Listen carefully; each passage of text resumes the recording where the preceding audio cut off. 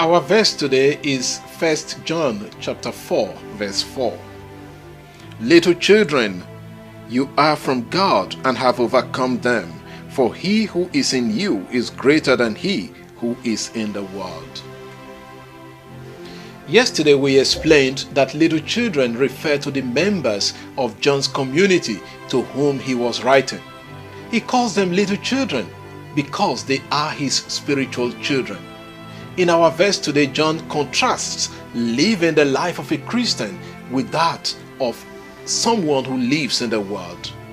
Our verse continues from the previous one. And every spirit that does not confess Jesus is not from God. This is the spirit of the Antichrist, which you heard was coming and now is in the world already. 1 John chapter 4, verse 3. The spirit that does not confess Jesus Christ is not from God. Such spirit is the spirit of the Antichrist, Antichristos. Antichristos means an opponent of Christ or the enemy of Christ at the end of time, the adversary of Christ. The spirit of the Antichrist is in the world already. And in our verse, John says that we have already overcome that spirit of the Antichrist in the world. The second part of the verse explains how we have overcome that spirit in the world. He who is in you is greater than he who is in the world. The Antichristos is in the world, but Christ is in us, and we operate in the name and the power of Christ. If Christ is in us, then we carry the power of Christ, and the Antichrist, the enemy of Christ, cannot overcome us. Why then are some Christians always glorifying the devil and assigning such enormous power to him? Suppose the Christian truly knows that they have a power greater than the devil. In that case, they will take their rightful place and own the authority over all unclean spirits that Jesus gave to his disciples. Unfortunately, certain things work against Christians.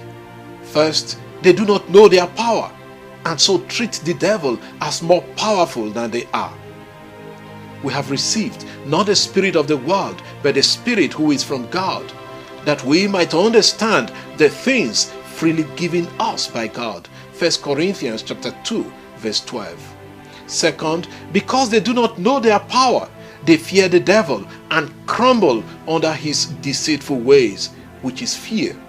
St. Paul tells the Romans, if God is for us, who can be against us? Romans 8, verse 31. Third, some Christians trade their power of God within them with that of the devil. Once the devil is in control, he takes charge of the individual. Finally, some Christians ascribe much power to the devil, in a sense, glorifying his works. The devil is not responsible for everything that happens to us. We have a choice to make each time, to do or not to do, to act or not to act.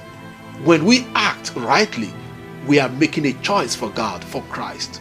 When we act wrongly, we are choosing, making a choice for the devil.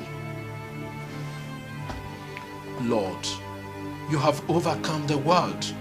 May your power in us remove every form of fear and help us withstand the evils that threaten our faith. Amen. God bless you. Enjoy the rest.